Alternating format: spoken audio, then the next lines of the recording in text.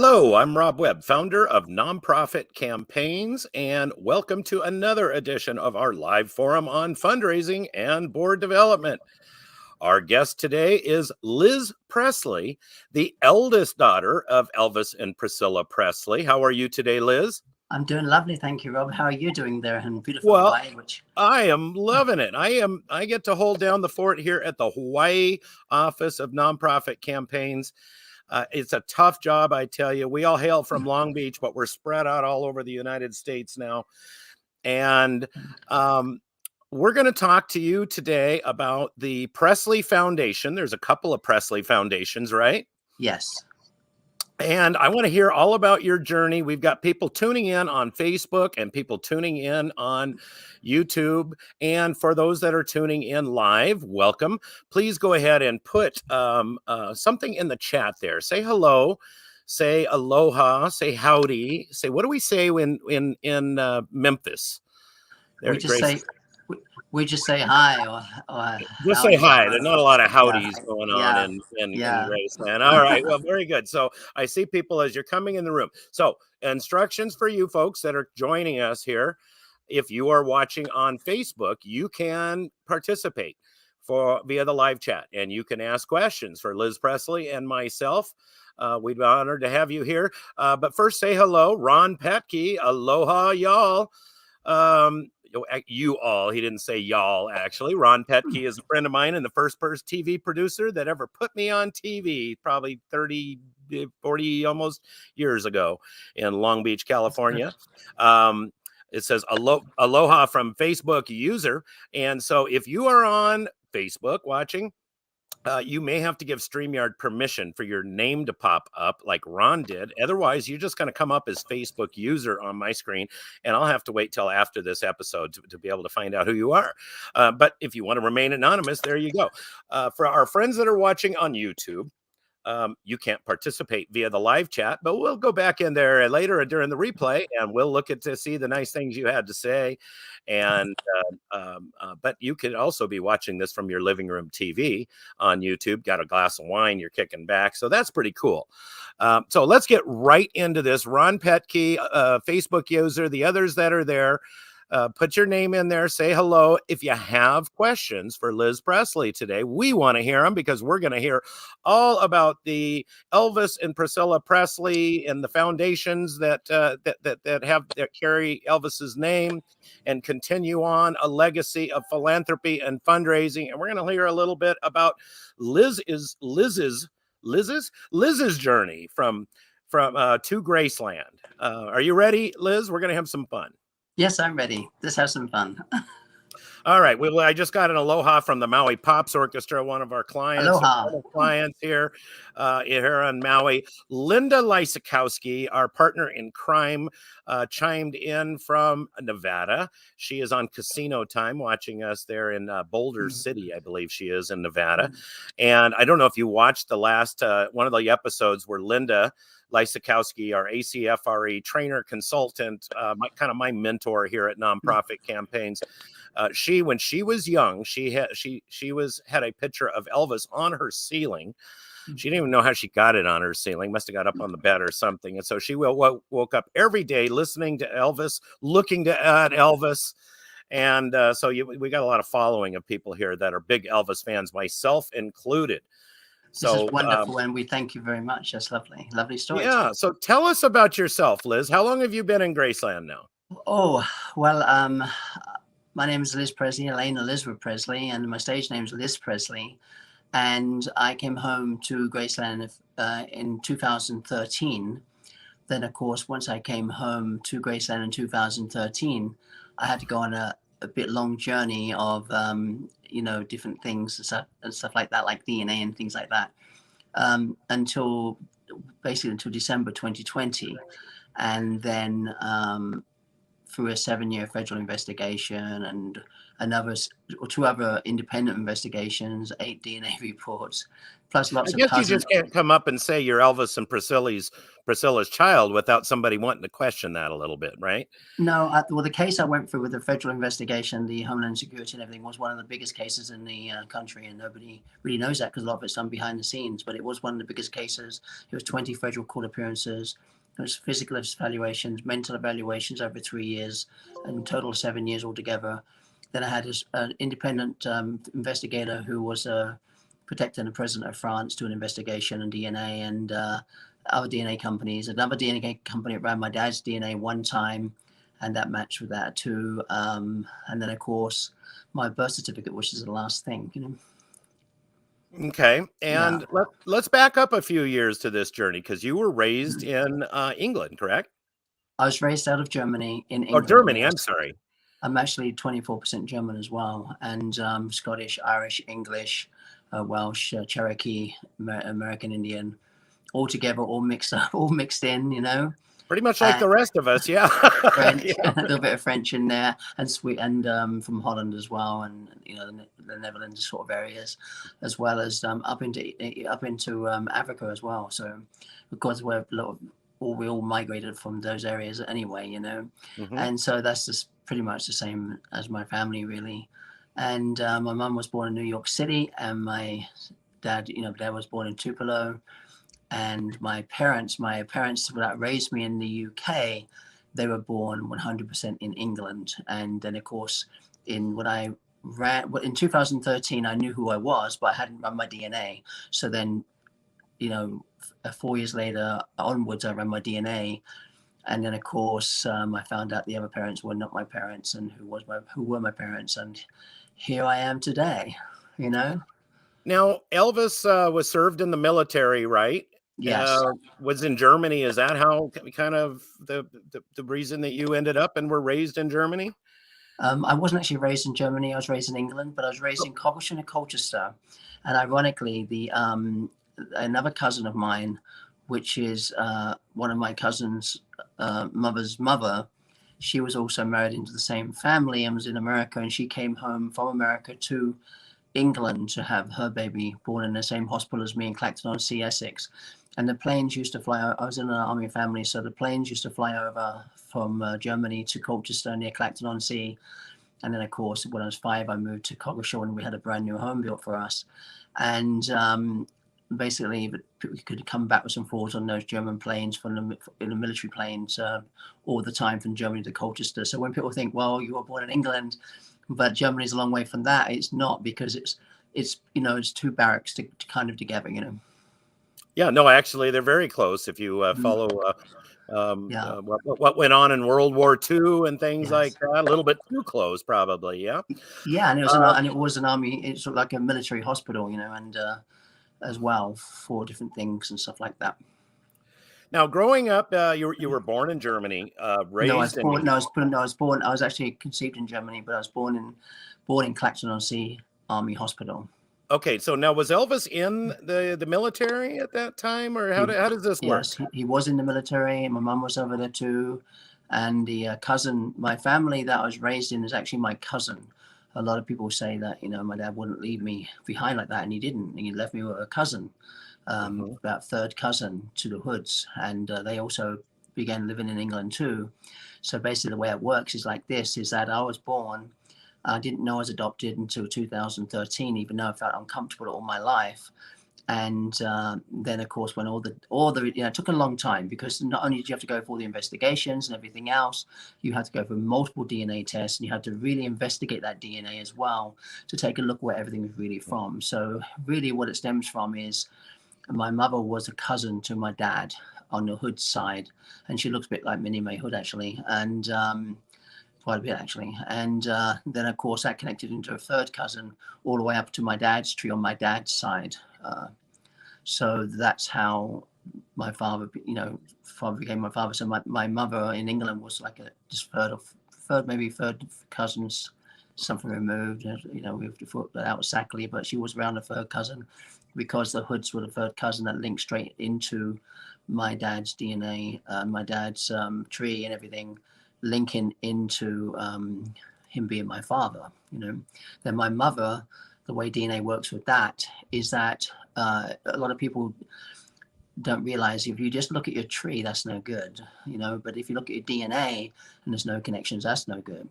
But I have multiple cousins of my mum's as well, linking in my DNA directly in her trees. And so that placed my mother in her position of my mother. So then they were my mother and father. And to make sure that was all correct, we ran one of the relatives of the other family in England, a close relative, that pushed me out of that family completely, straight into the Hood and Smith family, straight into my dad's tree and into my mother's tree too. Wow. That fascinating. And you had no idea you were adopted until 2013. How did that come about? Well, you see, you have to realize if anybody's adopted here, you'll understand this. I don't know if everybody feels the same way, but I know a lot of children do. And I didn't realize that until I started telling my story and I wrote my book, Kid of the King. Mm-hmm. Basically, when my dad was alive, I had a really deep connection to my father. And when in 2013, I actually spoke to him on the telephone. And I realized now I always have had a really close connection to my father and actually to my real mother too. But I didn't really realize as much about my mother until later, even though I kind of felt things, But I didn't realize there were family feelings, because when you're put up in an adopted family and told you are from that family, just like my mother was actually. My mother was also 6 months old when sadly her father passed away in a plane crash, and then she didn't find out later to around probably the same age as when I started feeling kind of strange and wanting to know more information. So my mum kind of found it by accident. I found out in 2013, but I lived a long time, trying to be within that family and feeling uncomfortable and something was missing. And then when my dad did tell me on the phone he'd be there for me when I needed him, but I didn't realize he was my father. So that's kind of strange. So I worried about what was going to happen to me later in life. So I kind of really lived my life to the fullest, from that point. And then when he died, I thought I'd never find out. So I kind of just tried to live the best life I could, wondering what's going to happen to me. Yeah, there wasn't DNA in 2013. They didn't have a lot of the stuff that we have now. Yeah, so I was kind of, I was lost within myself. Growing up, I was kind of lost within myself, but didn't know what I was looking for. It's like you're walking in darkness and then you don't have any confidence. So you don't have confidence. I was a little shaky, and I was always like trying to find out what that was. And so in 2013, I was a singer called Elaine in England. I was very popular. And then I sat down with myself and said, look, I'm exhausted for trying to figure out what I'm trying to find. I don't know what it is, because it was really something really powerful within me, And I just gave up. I said, I'm going to give up looking for what I'm searching for and just be happy with me being just Elaine, singing to my fans and making them happy. And I kind of make them my family, because I didn't feel the other family was kind of connected to me. And I never understood what loving your family was all about, because I never really had what I would now know to be real, true family feelings. I thought the family feelings I had were true family feelings. I thought, what's the big deal about that? Because that wasn't that close, But when I came home to my real dad, Elvis Presley, the feelings were extremely close and inseparable. And my mother too. I delivered flowers to my mum in Manchester from me and my father with little diamonds in them. And I was the proudest person in the world to do that. And I didn't even know why I was doing it at the time, because I didn't know she was my mum, but I knew I had to do it for some reason. And so I did. And I met my sister was driving down the road the same time on that same road, because she was in England at the time. And she actually pulled alongside me. And but I couldn't see through the windows, but she could see me, And that was Lisa Marie, that your sister you refer to now. And how is the relationship with you and Lisa Marie? I would imagine it's a wonderful relationship. I feel very close to my sister, even though we don't really see each other. There's a lot been going on in our families, a lot of corporate stuff going on and things like that make things not as easy. But things are on the right track where they're supposed to be. But I believe me and my sister have a song together called Graceland Anthem. And I will be releasing it soon. We've been trying to release it. Oh my gosh, we want to hear that. Do we have a, I should have asked you yesterday if we had some soundtracks and things that we could load up in here to play for people today. Well, we've designed that song. That song's designed, but it hasn't been released yet. But me and my sister both own that song. So when that gets released, then then that was owned by both me and my sister. And but my sister, of course, has had lots of things happen. I was devastated too. Some of the things that have happened in my sister's life and family. It's been very devastating and very hard. Yeah, she was married to Michael Jackson. Yes, but the biggest thing is we lost Ben, Right. and so that was totally devastating. Still is to this day. In fact, I couldn't even get on stage because he should be there, and I just couldn't. So the way I can get on stage now is always going in his honor as well, So I'm always bringing him with me when I go on stage, because I thought to myself, I'm never going to be able to get on stage again. He's supposed to be up there, he's supposed to have that opportunity too, and be able to do what he wants to do and all his dreams of his life. Where are they going, and why should I have my dreams when he doesn't have his? So that was devastating, and it still is today. Remind us, how old was Ben when Ben passed away? He was 27 years old. Oh my gosh. Yeah. It's very young. Yeah.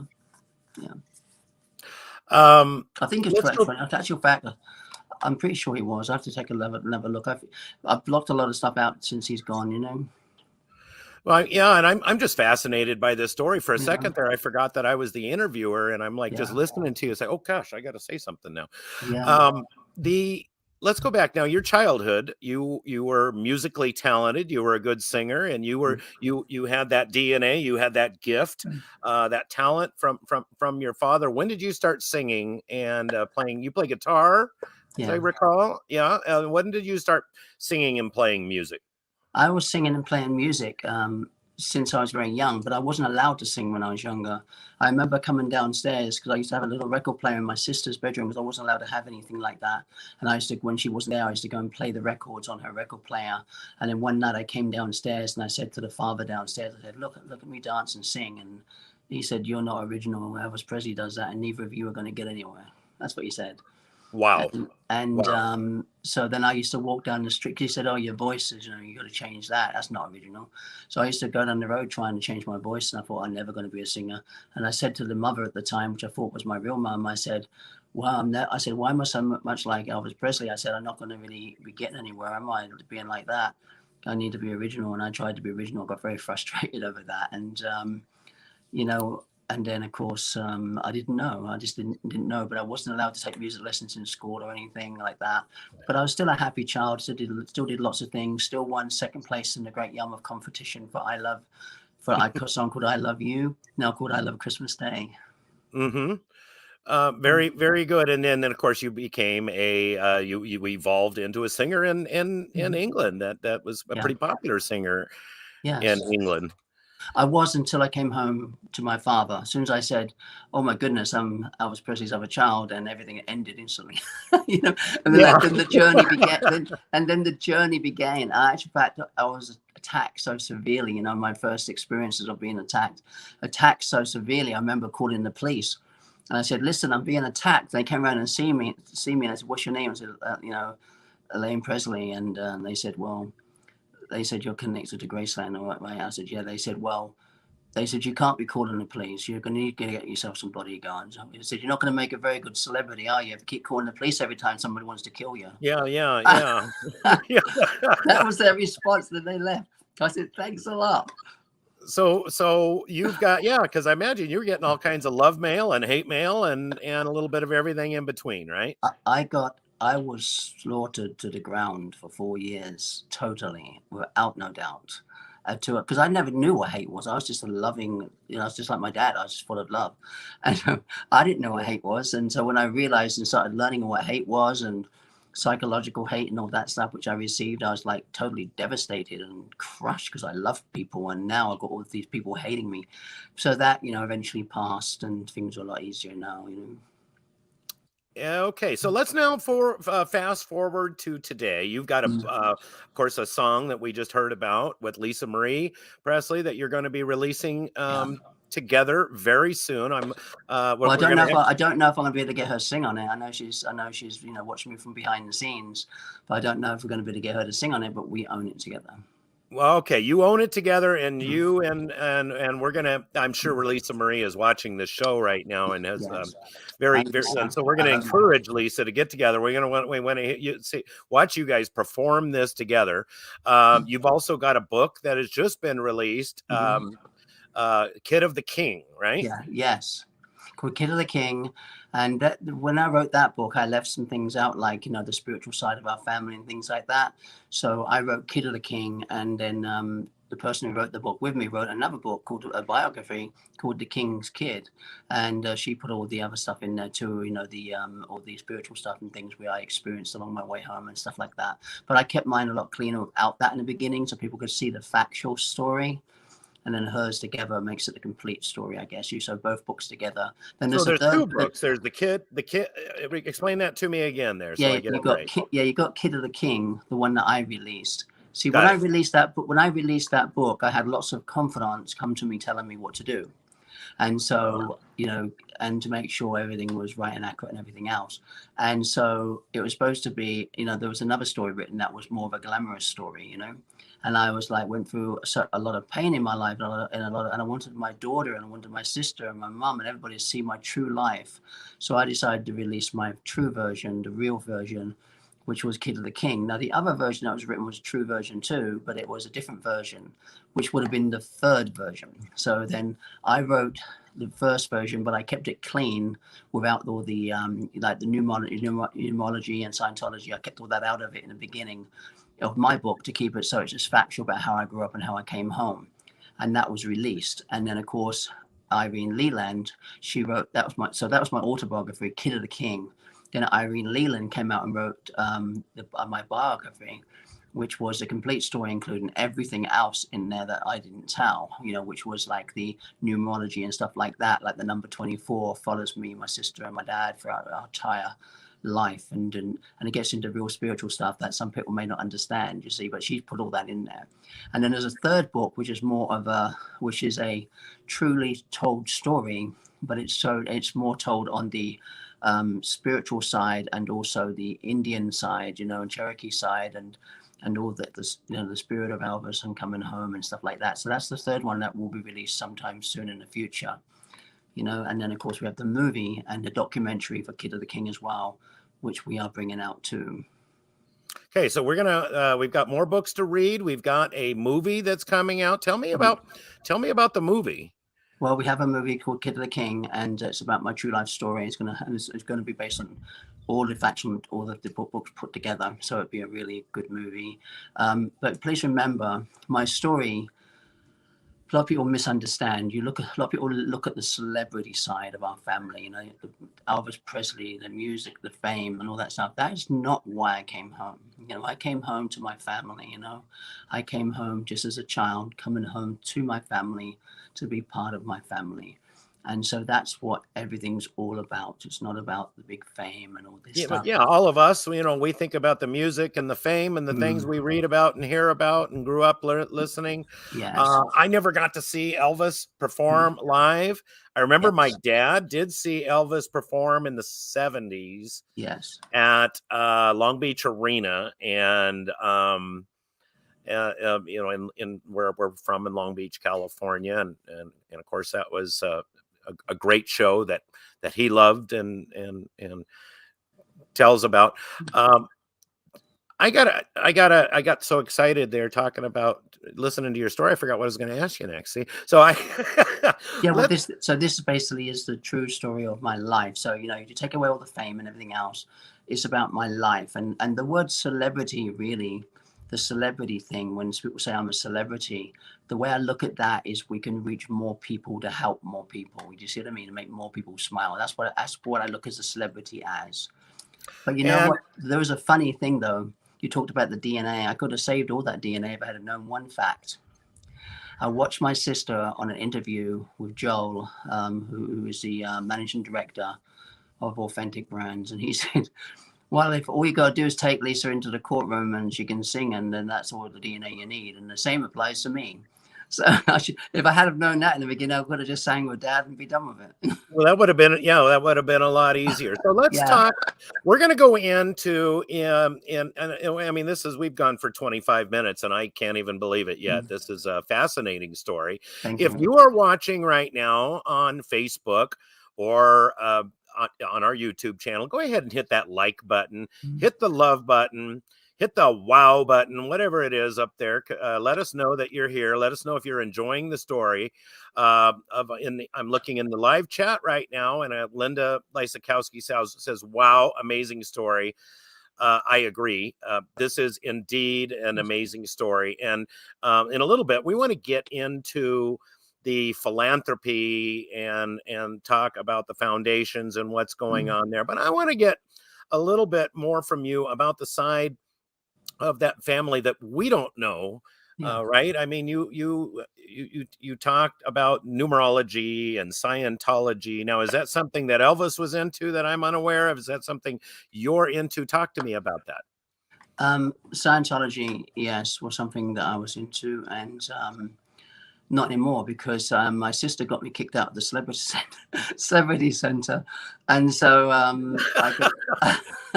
I could have still been part of it. But I said to them, they said, we can still be part, but your sister and you are banned from the celebrity center. And I said, well, look, if you're going to, I said, Scientology is supposed to bring you above a level. I said, so if our family's above that, then I don't want to go.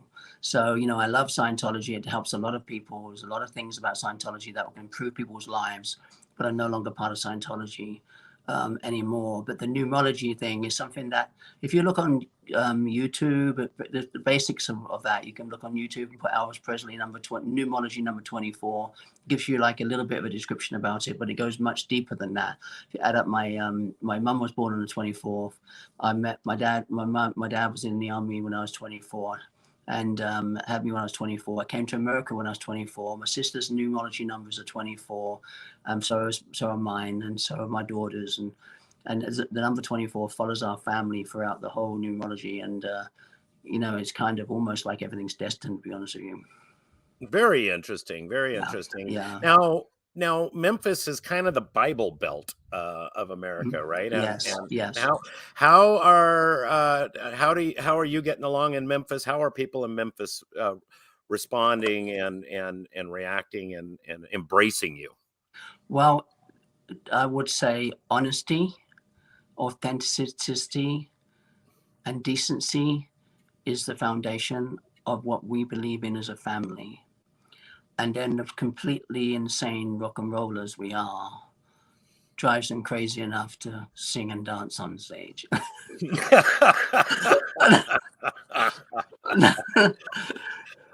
All right, very good. We're going to change gears for a little bit. If you are one of the folks watching, listening to this live right now, and if you're in YouTube, if you're in Facebook, go ahead and type in questions for Lisa Marie Presley.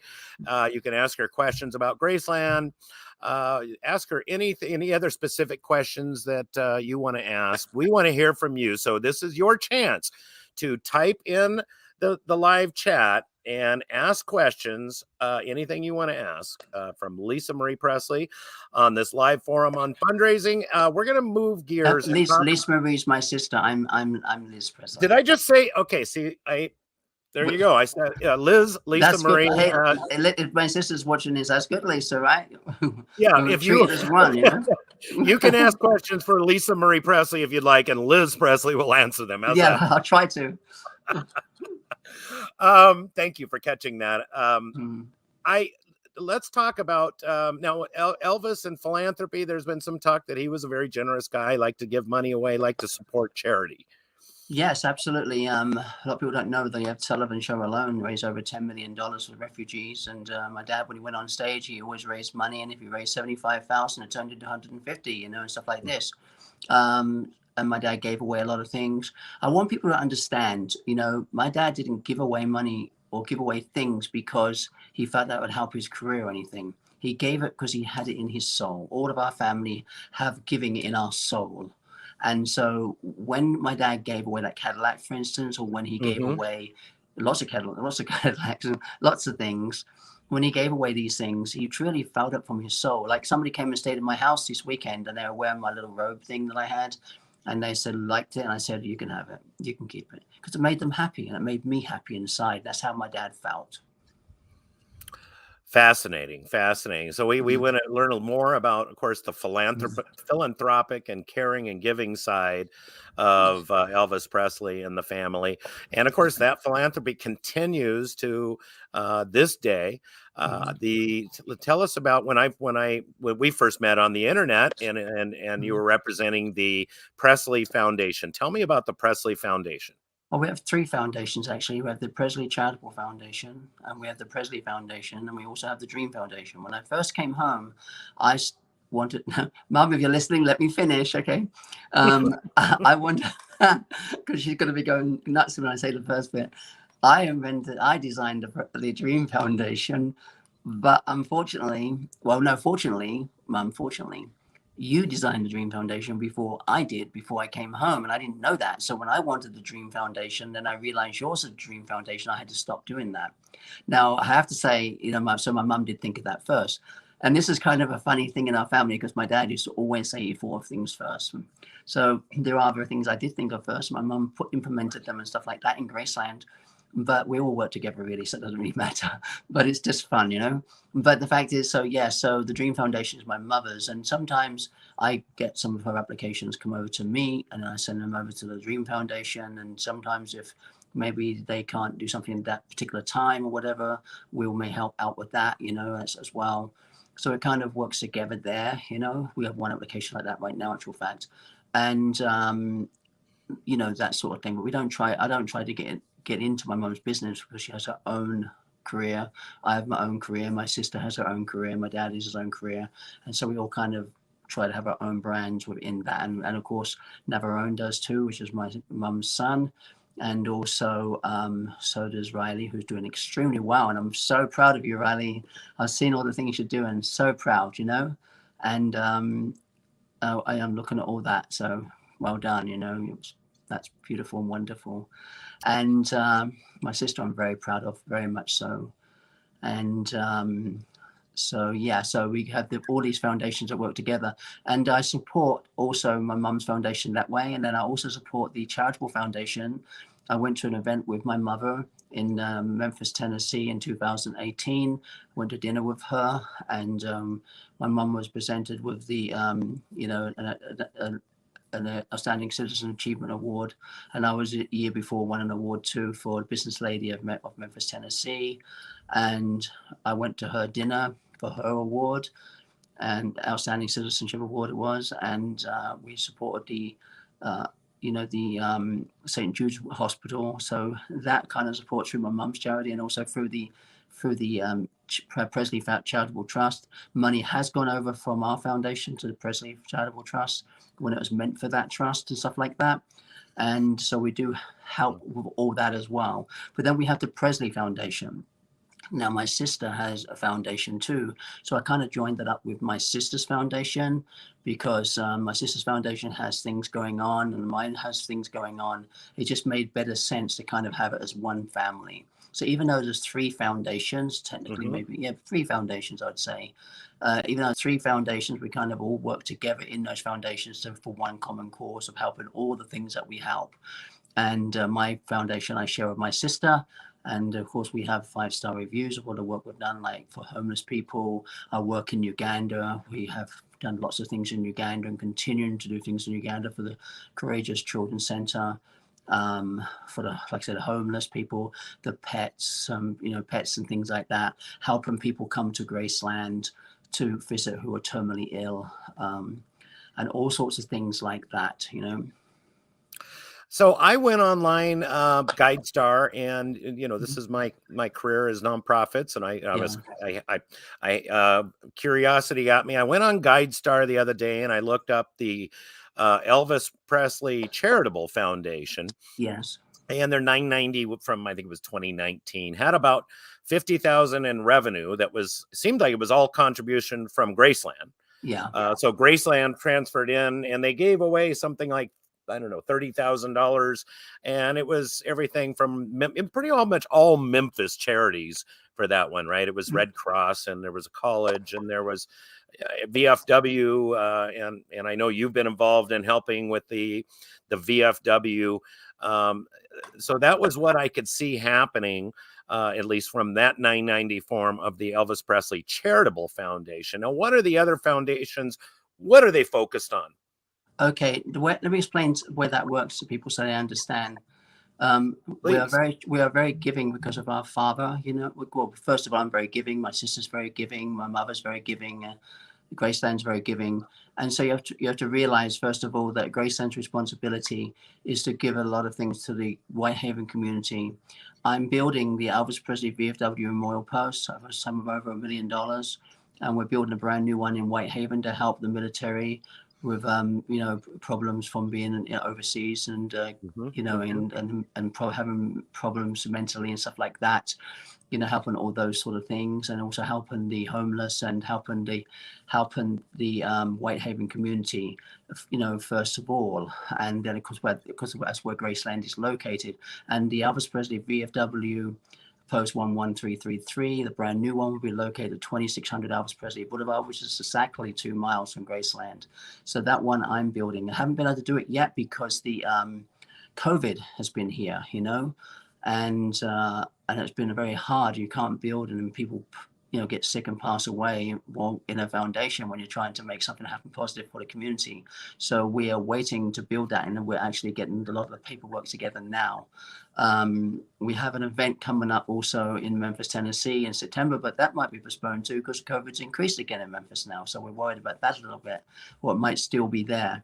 So yeah, when you're talking about the actual Graceland given money into the foundation, yes, a lot of the money, a percentage of the money from Graceland does go into the foundation, goes back into the community and to the people. Then, of course, my mum's foundation is from the money and things that she raises and puts that money into her foundation to help people. And then, of course, my foundation, the Presley Foundation, for me and my sister, Lisa Marie Presley, we just recently got a commitment for $50 million. Wow. Yeah. That is a gift. I got to tell you, as a nonprofit fundraising consultant, and I think I can speak for Linda Lysakowski, our ACFRE on the team here. We would love to work for the Presley Foundation. What a fun foundation to raise money for. And my head's just thinking of all the great things and activities and ideas and things that can do. I mean, there's a tremendous opportunity there to raise a lot of money and do a lot of things. And that gift that you just referred to, $50 million, you said? $50 million. And can you tell us who that's from? I can't because we're signed, sworn signed, but it's from a very major source, and also it includes something much bigger as well. Not only the $50 million is going to go to help and do a lot of things for people, such as Uganda and the VFW Memorial Post to be built and everything, and lots of other things as well. It also supports and helps produce our movies and things as well, because they actually help a lot of people. Because the life that I led growing up and the survival things I had to do to get home was almost an impossibility. So that helps people who are children and people struggling and suffering from different things. That will also help a lot of people as well, you know, in the world. In addition to that, of course, I do sing. And I love to sing, but we already have an Elvis Presley. So I sing a lot like my dad, like my everything about me is the same as my dad, really. When my height and my shoe size, everything's the same as my dad, and my voice is pretty much the same as my dad. And that's why when I was younger, I was told you're never going to amount to anything, and they even said my dad wouldn't, but he did, as you can see. And you know, and so basically, my bigger role is singing is good. Yes, I love to make people happy and smile, and I give them roses, and I make them go crazy and all that good stuff, you know, on the night that we do in rock and roll, and make them love and smile and cry and all these things. But bigger than that, I'm gonna be honored to be able to visit high-end officials for different areas of the country and different countries on behalf of my family to bring much bigger change in the world as well. So that $50 million will probably be turning into $250 million, $500 million in the facts of help and assistance people get from all the things that I do. And that's the same thing my dad did when he went on TV. he raised money, boom, it multiplied and stuff like that. So that's the sort of thing our family can do for the world, and we will be doing in the future. Now, I know you and Elvis did a lot for veterans, folks that served, and your dad, Elvis, was part of that great generation that went to World War II, saw a lot of things, and came back and just kept their mouth shut and just kind of internalized that, right? I mean, we call it PTSD today. We've got a lot of services and things to help these people. Did he ever? How did that affect him and his he going to war? And...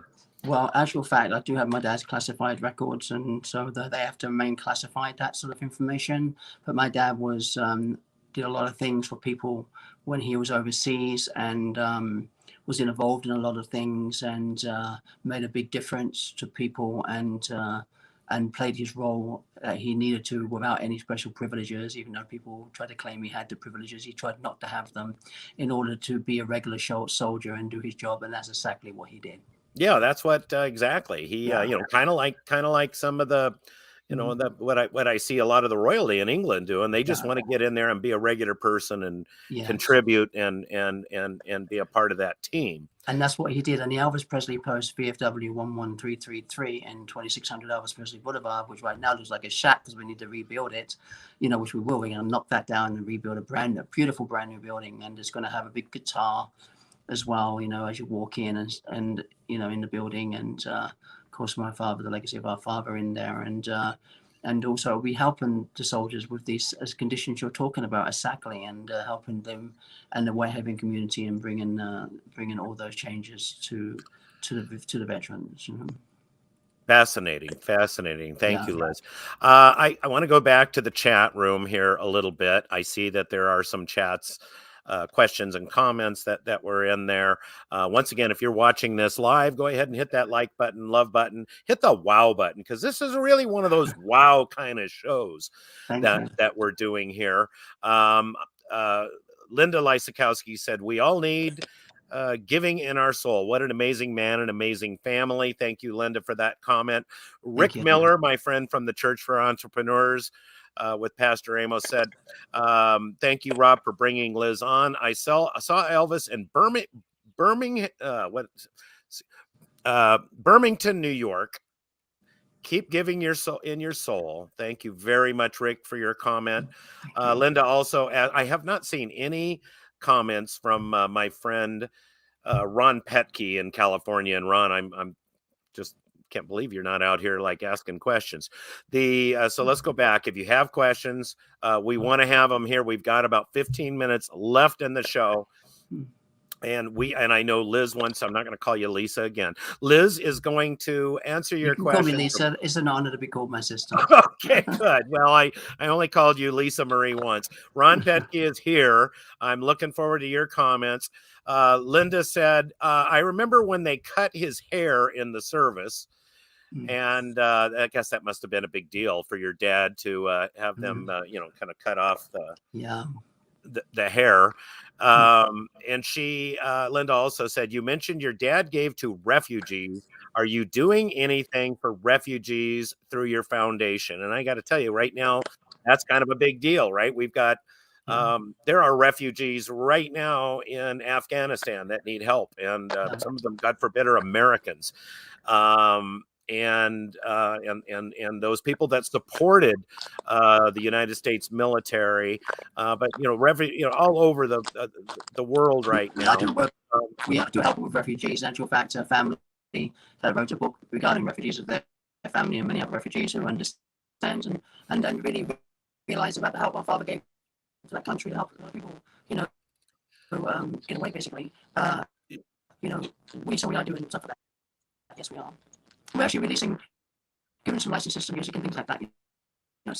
All right, we've got a little bit of an internet issue right now, Liz, so you're breaking up. So if you have a router that you can shake, and then we're going to come back to you in a second. So I just see that we're having a bit of an internet issue over on the Graceland side.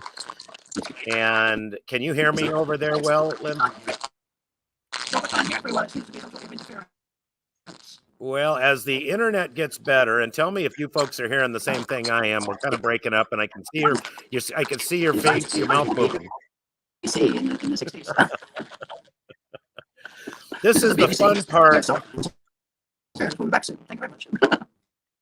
Okay, so this is the fun part of live television on the internet, folks. We have I've lost a little bit, and so I've got a breaking up terribly. It says I can't hear Liz. We just lost Liz, and so we're gonna wait a moment here. Unceremoniously, Liz has left the building.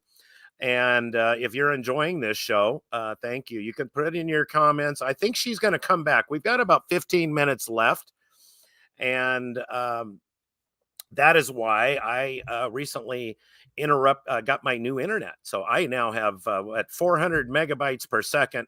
I'm not going anywhere because I have unceremoniously left this show, and the guests are all looking at each other like, where did Rob go? Do we keep going?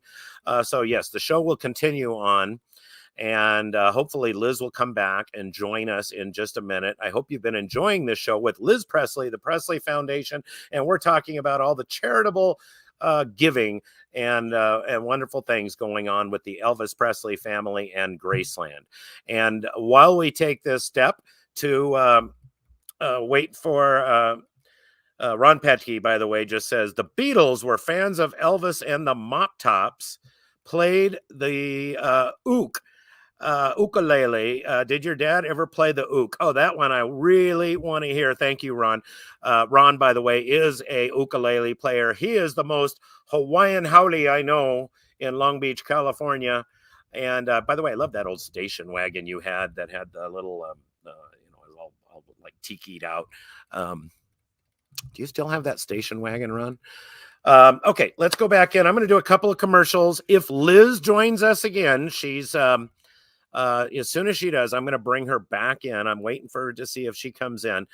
And if those of you who are watching, we have now, by the way, last week we introduced, Linda and I were on the show last week, and we introduced the new fundraising university at Nonprofit Campaigns, otherwise known as Funk. And we are pretty excited. We're going to tell you a little bit about the 6-week masterclass that we are offering, which is the very first class. We're going to be focusing on annual giving for beginners and how to create a fundraising plan that works for your nonprofit organization and won't just sit on the shelf collecting dust.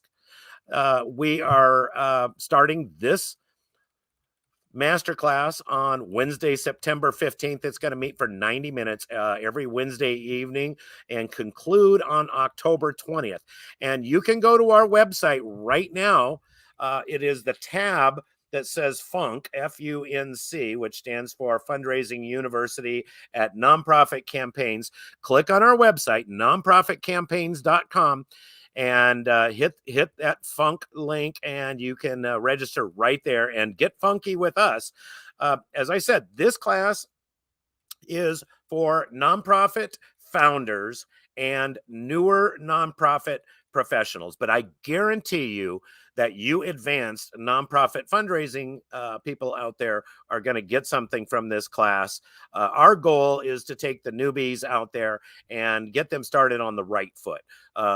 So they are so they're fundraising on L8 cylinders and doing everything the right way, and so they don't have to create and fix bad habits later on. You know, a lot of times as consultants, Linda and I, we get called in to help nonprofits that have got developed some really bad habits over the years. You don't want to develop bad habits, so jump in the 6-week masterclass on annual giving for beginners, and you will learn how to get started on the right foot. And by the way, if you are a executive director, a nonprofit CEO, or a advancement officer, invite your newer staff to this course. They need to know that you care about their career path and that you want to develop them up, and that there's upward mobility and opportunities in this industry. Right now we have a big issue with nonprofit turnover, where the average development staff at all levels, really not just development directors, it's less than 18 months is the average tenure for these development staff. So if you are a leader in this nonprofit industry, let your nonprofit staff and your development staff that know that you care, you want to develop their career path, and I guarantee you they will be a better fundraising employee for your organization and understand and that culture of philanthropy that we talk about so much. All right, Linda also has, I'm still waiting, by the way, Liz Presley has not come back into the room. The other thing we're going to promote today is that Linda Lysakowski's courses on our page. I think there's like 12 or 13 courses by Linda Lysakowski, ACFRE, and all of Linda's courses are 20% off on our website at Nonprofit Campaigns. So when you go to nonprofitcampaigns.com and you see that funk link, yes, next to the funky link, you will see online training courses. You can click on that. It says courses by Linda Lysakowski. Take a look at all of those. She is an advanced certified fundraising executive. There's about 60 hours of CFRE approved content on there, and you can get your whole CFRE just by camping out on the Nonprofits Campaigns website. And so we've got about 9 minutes left in the show. Liz has not come back on, so I'm hoping, if she does, we're going to come on and we're going to ask some of these questions. Ron Petke had a question about the Beatles. And we want to know if Elvis Presley ever played the ukulele. Ron, we're going to have you as a guest on the show sometime. You can play the ukulele. You can you've got your partner in crime, my friend Ed, who is no, I can't remember Ed's last name, but our mutual friend Ed, who was a famous actor out there. We'll get him on the show with you. You can and you do a comedy skit, play the ukulele. Ed, remind me his last name, Ron? He was on Married with Children, and he was the president of No Ma'am. Ed Bell, thank you. E. Bell, Ed Bell. You didn't answer that, Ron. I remembered it. Linda mentioned here in the chat room that 6 of her courses have been recently updated. Thank you, Linda. If you haven't gone to our website and surfed through there, we've updated a lot of things recently. We've all of the shows that we do here at Nonprofit Campaigns are on the blog, so you can go onto our website, hit that blog, and you can see all the episodes, the good, bad, and the ugly of Nonprofit Campaigns, right there. I'm actually starting to get better at it, but boy, some of these first shows really sucked. All right, what else here? Ron Petke came back and said, no, he doesn't have that old station wagon. I'm trying to remember what it was. It was a Corvair station wagon. It was a very interesting thing. And any other questions that you have, folks, we've got just 7 minutes left. And hopefully Liz Presley will be joining us. If not, I want to say thank you to Liz Presley and the Presley Foundation. We were going to, was going to give her a chance to talk about how you can contact Liz, how you can buy her books, how you can buy her music. And I know, there she is, just right on time, because I'm talking about Liz. There must have been a storm somewhere. Back in the room. Welcome. I just got a chance to do some commercials there, and how's your internet treating you now, Liz? Well, I don't know what's happened with that. I guess it's somewhere across the boundaries here between here and Hawaii, right? Something must have happened. Yeah, out in the middle of the ocean, weird things happen. We get these squalls; they come on you fast, they leave you fast. Yes, and then the sun shines again. Yes. So while you were gone, we did a little commercial. We talked about our fundraising university and nonprofit campaigns, and the 6-week masterclass for annual giving for beginners, and how to get off on the right foot so you don't develop bad habits in fundraising. And we'd love to have you join that 6-week masterclass, Liz. We had a couple of questions while you were gone. It was a Dodge Lancer. Thank you. Ron Petke asked, we were trying to remember what his station wagon that was all tiki'd out back in the day.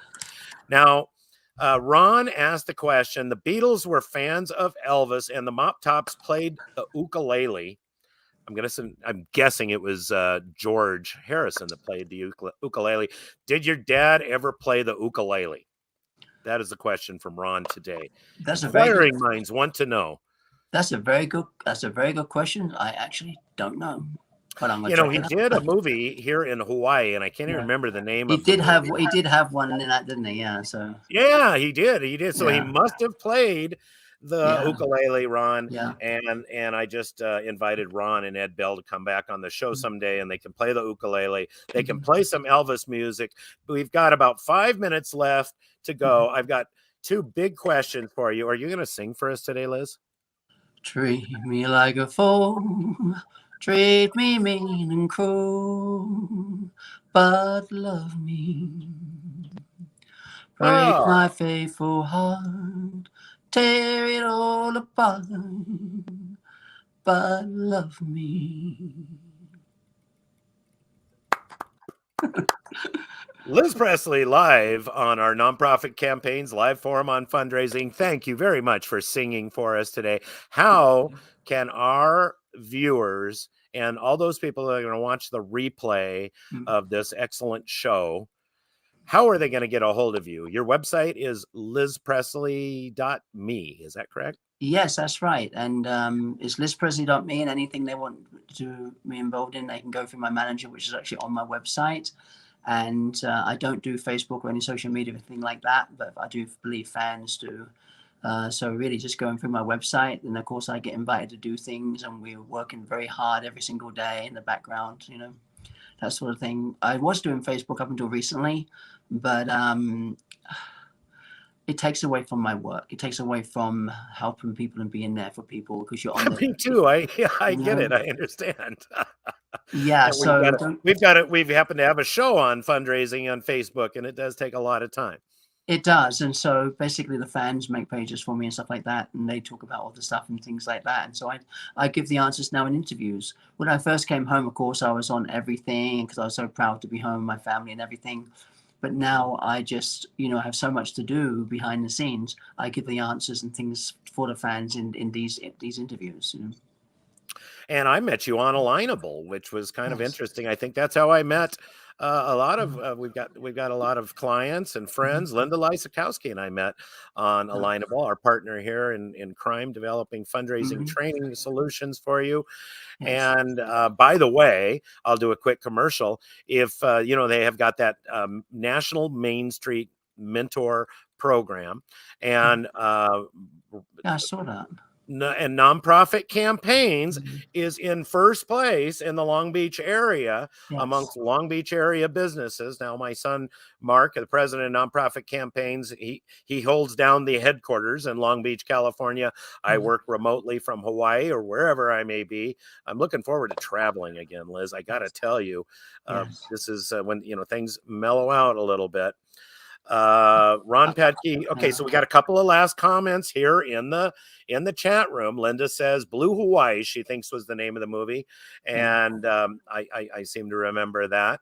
And poor Elvis had to like talk Hawaiian. He had to be the local boy in that show, and you know, he kind of wanted a local boy, right? So he gets a little criticism from some of the local bradas here in Hawaii, but God bless him. He brought a lot of fame to Hawaii, and you know, we're trying to hold on that tradition. That's what happens in rock and roll. When I was in Wales and I was singing, and you know, I sang in one of the small places, and so the local bands were like, "We don't want Elaine Presley singing there. She's supposed to be in the big auditorium. She's taking away the local places to us small people," you know. So come, you know. Oh, I get it. So we get, you know, rock and roll gets that sort of thing sometimes, you know, and but that's all part of it, you know. It's all part of what we do. You know, we go out there and we make people happy, make people smile, make people go crazy, and sometimes people get a little bit jealous of that. And but we're here to be for people. We're here to help people, you know. So That is, yeah. I love your mission, Liz. We got some talk going on back and forth. There's some chat about peanut butter and banana sandwiches. Yeah. Yeah. Ron Petke says, if I come to Memphis, may I buy you a peanut butter and banana sandwich? Linda jumps in and says, I ate a peanut butter and banana sandwich for lunch in honor of the king. Yeah. Talk to me about, do you like peanut butter and banana sandwiches, Liz? I do. In fact, when I was a child, I used to take those to we used to take those to school, including like also ham and cheese sandwich, all different types of sandwiches, really. But yeah, and just peanut butter sometimes, even people are going to go, oh no, even sugar sandwiches sometimes. Oh my gosh, sugar with butter. I did that as a kid. Yeah, and so some of my older friends on the internet are reminding us that Elvis liked peanut butter and banana sandwiches. So there you go. I just had a blackberry sandwich because somebody bought me blackberries in our household. They bought me some blackberry jam, and the reason they did is because I recently spoke with Navarone. Because let me start from the beginning of that. I wrote a book for my mum called I Love Chris. My mother is a princess, and in that, one of the things I used to do as a child is collect blackberries, and some pies were made by my original mother, and so I wanted my mother now to have a blackberry pie. So I was making so in my little children's book, while I was picking blackberries. So what I didn't know is Navarone, my mum's son, also because it's all I guess all in the DNA. Also loves blackberries. So I was speaking with him and I said, can you make a blackberry pie? And he said, I'll make a blackberry strudel. I said, okay. And so I was hoping that would go to mum, on behalf of both of us, sort of thing. And so then somebody recently bought me some blackberry jam. So I had blackberry jam and I had bananas too. But I do like peanut butter and bananas. Well. Fresh blackberries. I tell you something, living in Hawaii, we've got guava and bananas and mangoes growing out of our ears, but we don't have, what I really miss is boysenberry from Knott's Berry Farm. Boysenberry, those good old Knott's Berry Farm boysenberries are awesome stuff here. Thank you, Liz, for being on the show. Let's see. We've got Ron said, thank you, Ms. Presley. And may God bless you. Thank you. I agree, Ron. Thank you very much. God bless all of you, and God is first. And I thank you for having me on the show, Rob, as well. And such an honor. And what you're doing is wonderful. Thank you, Liz. I appreciate you saying that. And you're right. God is first, and kind of the inspiration of where nonprofit campaigns came from. Our goal is to help nonprofit fundraising professionals, one, have fun and succeed at their goal. And anything that we can do here at Nonprofit Campaigns to help the 3 Presley Foundation charitable foundations, we're here. We want to help, and we want to thank you. God bless all of our viewers that came in today and asked questions and talked about peanut butter and banana sandwiches. We will return next week at the same bat time and the same bat channel with another edition of our live forum on fundraising. Thank you, Liz. Aloha. God bless you, and have a wonderful day. Thank you, Rob, and thank you, everybody, for answering questions and being here today. We love you all at Graceland. And if I may say so, Rob, please visit Graceland. I'm looking forward to it. By golly, we're going to come out to Graceland and we're going to have a peanut butter and banana sandwich together, Liz.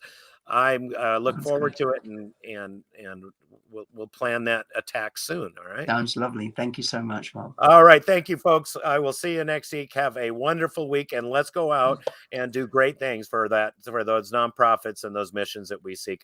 We're all here to help you. And Liz, thank you for being with us today. Thank you, Rob. It's been an honor. Bye-bye.